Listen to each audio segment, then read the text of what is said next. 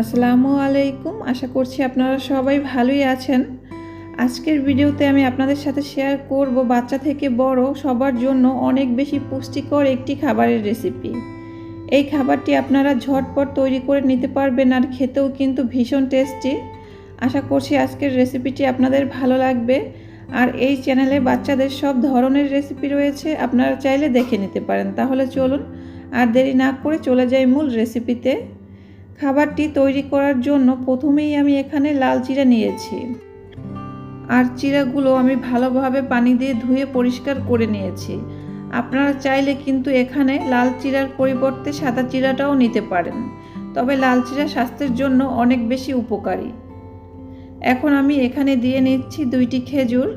আপনারা চাইলে কিন্তু এখানে খেজুরের পরিমাণটাও কম বেশি করতে পারেন। আর দেখতেই পারছেন খেজুর আমি ছোট ছোট টুকরো করে কেটে নিয়েছি।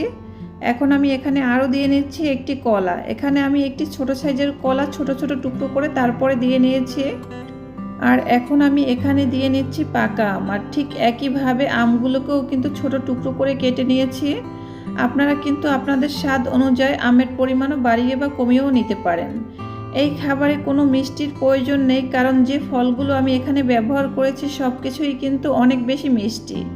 তারপরও আপনাদের স্বাদ অনুযায়ী আপনারা এখানে চাইলে কিন্তু চিনি অথবা খেজুর সিরাপ ব্যবহার করতে পারেন।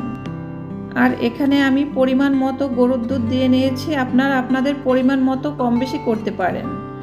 এখন আমি সব কিছু ভালোভাবে একটু মিশিয়ে নিচ্ছি। এই খাবারটি তৈরি করা কিন্তু অনেকই সহজ আর খেতে কিন্তু ভীষণ টেস্টি। একটু মিশিয়ে নিলেই কিন্তু খাবারটি তৈরি হয়ে যাবে।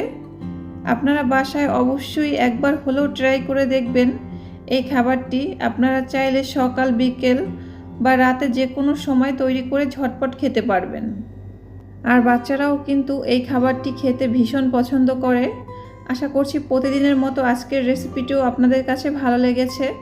ভালো লাগলে ভিডিওতে অবশ্যই একটি লাইক দিবেন, চ্যানেলটি সাবস্ক্রাইব করবেন। আর যেখানেই শেষ করছি, আল্লাহ হাফেজ।